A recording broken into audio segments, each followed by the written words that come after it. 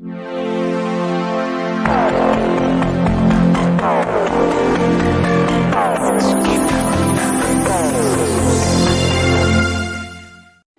भी क्षेत्र का इतिहास अपने आप में एक समृद्धशाली होता है और उस जगह के विरासत को व्यक्त करता है। इतिहास वह है जो ये बताता है कि किस तरह की परंपराएं, किस तरह की पद्धतियां और किस तरह की व्यवस्थाएं उस क्षेत्र में रहती हैं। वर्तमान समय में आपके फ्रेम में दिख रहे हैं डॉक्टर सुराम गुप्ता जी, और इन्होंने इतिहास के बारे में, खासकर महाराजगंज जनपद के इतिहास के बारे में ढेर सारे अध्ययन किए हैं। आज इस वीडियो में हम महाराजगंज जनपद के बौद्ध स्थल नामक इनकी पुस्तक जो हमारे सामने आई, और जब हमने देखा तो उसमें ये दिखा कि महाराजगंज जनपद बौद्ध तीर्थ के लिए काफ़ी समृद्धशाली है। यहाँ भगवान बुद्ध के वो जगह हैं जिसको अगर मानचित्र पे लाया जाता है, उसके बारे में खोजबीन की जाती है और उसको सही दिशा दिया जाता है, तो वह पर्यटन के दृष्टिकोण से काफ़ी महत्वपूर्ण साबित होगा। इस पूरे वीडियो में कई अंकों में हम महाराजगंज जनपद के अलग अलग बौद्ध धर्म स्थलों के बारे में जानने की कोशिश करेंगे, जिसमें रामग्राम, देवदह और भी जो भी धर्म स्थल जो इन्होंने खोजे और जिनके बारे में इन्होंने अपने किताब में लिखा, उन सब के बारे में भी इनसे परिचय प्राप्त करेंगे। जुड़े रहेंगे आप इस वीडियो के पूरे अंक के साथ, ताकि आप भी जान सकें कि महाराजगंज जनपद का बौद्ध इतिहास क्या है और बुद्ध के उस पुरानी काल में महाराजगंज जनपद का क्या महत्व है। सबसे पहले स्वागत है सर। कैसे शुरुआत हुई आपके इस जर्नी की? सबसे पहले तो कुछ अपने बारे में बताइए। मैं महाराजगंज में 75 में आया। उस समय ये बहुत ही अविकसित अवस्था में था, एक गांव जैसा था महाराजगंज का ये मुख्यालय, और उस समय स्थिति ठीक नहीं थी। धीरे धीरे करके समय बीतता गया और एक ऐसा समय आया जब जनपद मुख्यालय बना। लगभग उसी के आसपास हमारी एक संस्था बनी यहाँ पर, उनमें साहित्य कला सेवा संस्थान महाराजगंज के नाम से। ये जो संस्था बनी, इसमें एक रिसर्च विंग भी था, और उस रिसर्च विंग के अंतर्गत हमने यहाँ के इतिहास के बारे में खंगालना शुरू किया। और उस समय हमको ये पता चला कि ये जो जनपद है भगवान गौतम बुद्ध से संबंधित तमाम स्थलों के लिए काफ़ी महत्वपूर्ण है। और जब इसके बारे में हमने जानकारी प्राप्त करना शुरू किया, तो उस समय सबसे पहले हमको बनरसिया कला जाना पड़ा। ऐसा पता चला कि बनरसिया कला ही प्राचीन देवदा है और ये भगवान गौतम बुद्ध की ननिहाल रहा है।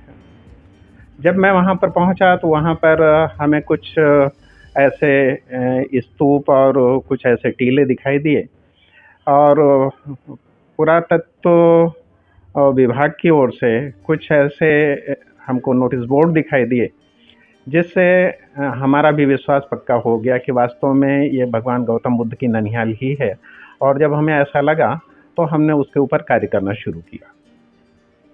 और इस दृष्टि से जब कार्य थोड़ा सा आगे बढ़ा तो बहुत सारी चीज़ें एक के बाद एक उगड़ती चली गई। भगवान गौतम बुद्ध की ननिहाल देवदा के बारे में कहा जाता है कि वह कपिल वस्तु से उसकी दूरी 5 योजन है, और जो रामग्राम है वह वहाँ से उसकी दूरी जो है 10 योजन है। दोनों के बीच में ये देवदा नामक स्थल पड़ता है। और जब हमको यह पता चला तो हमने दूरी के बारे में अनुमान लगाना प्रारंभ किया। तमाम बौद्ध स्थलों और जो बौद्ध धर्म से संबंधित पुस्तकें हैं, उनका अध्ययन करने के पश्चात हमको ये पता चला कि वास्तव में जब हम कपिल वस्तु से और देवदा की दूरी देखते हैं तो यह 5 योजन के ही लगभग है। और इसी तरह से देवदा से रामग्राम की दूरी भी लगभग 5 योजन ही है। और जब इस वास्तविकता पर हम पहुँचे तो फिर हमें लगा कि वास्तव में ये ही भगवान गौतम बुद्ध की ननिहाल है। और जब दिशा और दूरी का अनुमान एक सही कोण की ओर जाता हमको दिखा, तो उस समय मैं बनरसिया कला पहुंचा, और बनरसिया कला पहुंचने के बाद तथ्यों को उद्घाटित करना हमने प्रारंभ किया। जब मैं वहां पर पहुंचा तो हमको 2 स्तूप दिखाई दिए। एक स्तूप ऐसा था जो कि ईंटों का बना हुआ था, और इसके ऊपर जो है एक मूर्ति रखी हुई थी। जब हमने उस मूर्ति के ऊपर के कपड़े हटा करके देखे तो हमें वो चतुर्भुजी मूर्ति दिखाई दी, काले बलुए पत्थर की, और वो चतुर्भुजी मूर्ति थी। तो यह देख करके हमें बड़ा आश्चर्य हुआ, ताकि इसलिए कि लोग वहाँ के जो स्थानीय लोग हैं उसको बुढ़िया माई का थान कहते थे। और जब इस तथ्य पर हमने अवगाहन करना शुरू किया तो हमको पता चला कि वास्तव में वह भगवान गौतम बुद्ध की ही मूर्ति थी, इसलिए कि कुषाण काल में जिस समय महायान संप्रदाय शुरू हुआ उस समय लोगों ने भगवान गौतम बुद्ध की मूर्ति बनानी प्रारंभ कर दी थी। उसके पहले तो प्रतीकों में भगवान गौतम बुद्ध को रखा गया था, लेकिन महायान संप्रदाय जो कि कनिष्क के काल में शुरू हुआ, उसके बाद लोगों ने मूर्ति बनानी शुरू की। और इस तरह से हमें ऐसा लगा कि काले बलुए पत्थर की वो जो चतुर्भुजी मूर्ति है वह भगवान विष्णु की तो है ही नहीं है, इसलिए कि उनके हाथों में जो थे उससे वो भगवान गौतम बुद्ध ही हो सकते थे। और इस तरह से वह जो मूर्ति है जो कि अभी भी वहाँ पे रखी हुई है उस स्तूप के ऊपर, वह भगवान गौतम बुद्ध की ही मूर्ति थी। और हमें ऐसा लगा कि जो बुद्धामाई का थान जिसे कहते हैं वो वास्तव में भगवान गौतम बुद्ध की जो माता थी महामाया, ये उनका जन्म स्थल हो सकता है। बाद में लोगों ने उसके ऊपर स्तूप बनाए होंगे। और इसी तरह से जब मैं उस टीले पर पहुंचा जिसको कि महाराज अंजन का टीला कहते हैं, तो वहाँ पर भी तमाम ऐसी चीज़ें हमको मिली जो कि कुषाण कालीन थीं। और उसके आगे का जो टीला था जो कि एक स्तूप ही है, जब उस स्तूप के बारे में हमने अवगाहन करना शुरू किया तो पता चला कि 1992 में उसकी खांच लगा करके खुदाई की गई है डॉक्टर लालचंद सिंह के नेतृत्व में, जो कि पटना का जो अपना पुरातात्विक विभाग है उससे संबंधित थे। और उनके उत्खनन की जो रिपोर्ट है, जब उस रिपोर्ट को हमने देखा तो पता चला कि उसके अंदर 2 कोठरियां हैं जो कि जली हुई स्थिति में हैं, और उसमें से जो चीज़ें निकली उनका सबका संबंध जो है वो कुषाण काल से ही है। और इस तरह से ये स्पष्ट हो गया कि जो देवदाह का ये क्षेत्र है वह क्षेत्र भगवान गौतम बुद्ध के ननिहाल के ही समकक्ष है। रहा भगवान गौतम बुद्ध का ये जो ननिहाल है देवदाह से और बनरसिया की दूरी तय करने की, यानी कैसे ये बनरसिया हुआ, तो उसके पीछे भी एक कहानी आती है। भगवान गौतम बुद्ध से भी पहले यह जो क्षेत्र था वो कुष्ठ रोग के इलाज का एक बहुत ही महत्वपूर्ण केंद्र था। और यहाँ पर उस समय जो शाक्य राजकुमार और राजकुमारियाँ थे उनको निर्वासन दिया गया था। उसमें जो बड़ी राजकुमारी थी उसको कुष्ठ रोग था। जो शाक्य थे वो 9 की संख्या में थे, उनकी 4 बहनें थी और 5 राजकुमार थे, उनको निर्वासन मिला था। और इस तरह से जब वो निर्वासन में इस क्षेत्र में आए तो जो चारों राजकुमार थे उन्होंने ही अपनी सगी बहनों से विवाह किया। और शायद इसी के कारण वो इतने सामर्थ्य थे कि उन्होंने ऐसा करने का साहस जुटाया, शायद इसीलिए उन्हें शाक्य कहा गया। और ठीक इसी समय जो बनारस के राजा थे राजा राम, जिन्हें कुष्ठ रोग हो गया था, वे भी इस क्षेत्र में अपने कुष्ठ का इलाज कराने के लिए आए। संयोग से जिस आश्रम में राजा राम का और ये जो राजकुमारी है बड़ी राजकुमारी जिसका नाम पिया था उसका इलाज हुआ, वे दोनों एक ही आश्रम थे। और इस तरह से दोनों कुष्ठ रोग से मुक्त हुए और बाद में दोनों ने आपस में विवाह संबंध जो है स्थापित किया।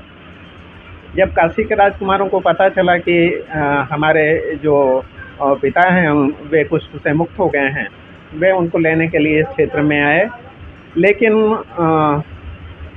जो राजा राम थे उन्होंने यहाँ से जाने से इनकार कर दिया और उन्होंने कहा कि आप हमारे लिए यहीं पर ये जो कोल वृक्ष हैं, यानी कि जो जमुनी के वृक्ष हैं, उनको काट करके एक राजधानी का निर्माण करें।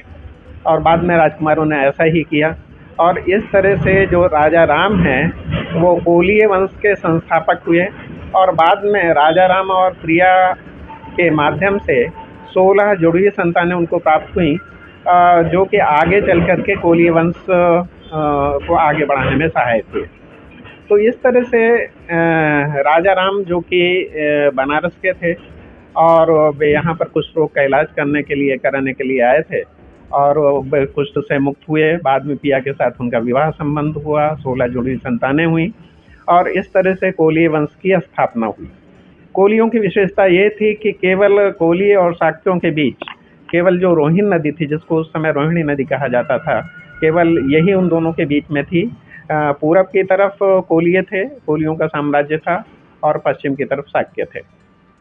जब इनके पुत्र कुछ बड़े हुए तो और जब उन्होंने अपने ननिहाल के बारे में पूछा पिया से, तो उसने बताया कि शाक्य तुम्हारे मामा होते हैं।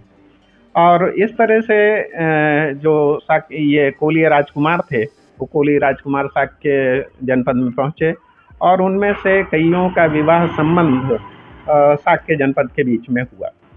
और उनमें से जो अधिकांश है, जो शाक्य ये कोलीय जनपद से सटा हुआ क्षेत्र था रोहिणी नदी के किनारे, वहीं पर वो बसे और वो स्थल महाराज अंजन की जो राजधानी थी एक तरह से, जिसको देवदाह कहते थे, वो देवदाह वाला पूरा का पूरा क्षेत्र था। बाद के दिनों में जब महाराज अंजन नहीं रहे और ये क्षेत्र आगे बढ़ा, तो चूँकि जो कोलीय थे उनके जो संस्थापक थे राजा राम, वो बनारस से आए थे, इसलिए इस क्षेत्र को चूँकि उन्हीं के पुत्र थे यहाँ पर और उन्हीं के विवाह जो है शाक्य राजकुमारियों के साथ हुए थे, तो इसी कारण इस क्षेत्र को बनरसिया के नाम से जाना जाने लगा। बनारस के रहने वाले यानी कि बनरसिया। तो इस तरह से जो देवदाह का क्षेत्र है वो बनरसिया हुआ और वर्तमान में वह बनरसिया कला ही कहलाता है। और ये तमाम क्षेत्र जिनकी चर्चा हमने पहले से की, 2 स्तूप और एक बड़ा सा जो है तालाब जिसको कह सकते हैं या जिसको आप पोखरी कहें, जिसको उस समय मंगल पोखरणी कहा जाता था भगवान गौतम बुद्ध के समय। और एक प्रकरण भी आता है जब भगवान गौतम बुद्ध को पुत्र का समाचार मिलता है, राहुल के आने का समाचार जब मिलता है, तो उस समय ऐसा कहते हैं कि मंगल पोखरणी के किनारे ही विचरण कर रहे थे और वहीं पर उनको ये समाचार मिला। तो इस तरह से ये जो बनरसिया है वह वास्तव में देवदाह है, जो कि आज लक्ष्मीपुर ब्लॉक में है और महाराजगंज की जो सीमा है उसके अंतर्गत है। जिस समय भगवान गौतम बुद्ध का जन्म हुआ उसके 7 दिन के बाद ही उनकी माता महामाया का देहांत हो गया और उस समय स्थिति ऐसी बनी कि भगवान गौतम बुद्ध का लालन पालन उनकी मौसी महाप्रजापति गौतमी ने किया। और स्वाभाविक था कि भगवान गौतम बुद्ध का अधिकांश बचपन का समय वह देवदाह में ही बीता होगा और यहीं पर अधिकांश उनकी स्मृतियाँ, बचपन की स्मृतियाँ जो हैं वो इधर उधर बिखरी पड़ी होंगी। ये जानकारी थी महाराजगंज जनपद के देवदाह के बारे में। वीडियो के अगले अंक में हम बात करेंगे महाराजगंज जनपद के दूसरे क्षेत्रों के बारे में जो भगवान बुद्ध के लिए ज़रूरी हैं। तो जुड़े रहें अब हमारे साथ, मिलते हैं अगले अंक में।